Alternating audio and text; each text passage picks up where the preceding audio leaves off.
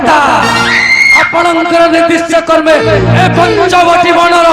समस्त समाचार कुशल महाराज कुशल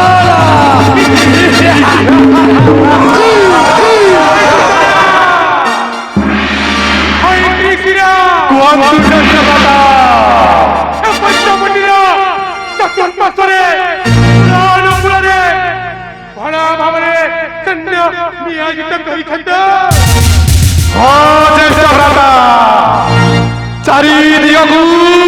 सजाग होई रहिछन्ति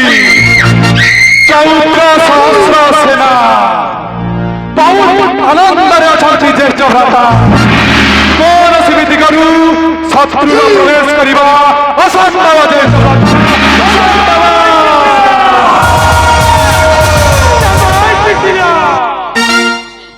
पंचपटीर चतुर्पार्श्वरे कुड़ानुकूलरे बड़ा भाବରେ सैन्य नियोजित କରିଥିବାରୁ ତମ ଦୁଇ ଭାଇଙ୍କୁ ଅଶେଷ ଧନ୍ୟବାଦ।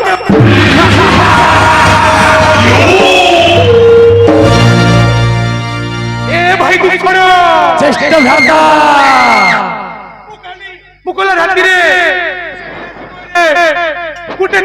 ଦେଖିଲେ ଭାଇ ଗୋଟେ ତୁ ସ୍ୱପ୍ନ ଦେଖିଲି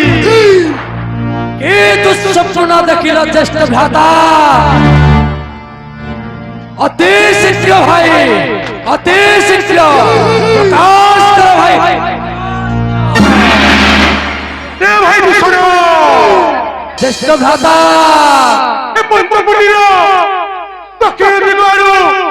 केउ नारी रक्त जुड़ुमुड़ है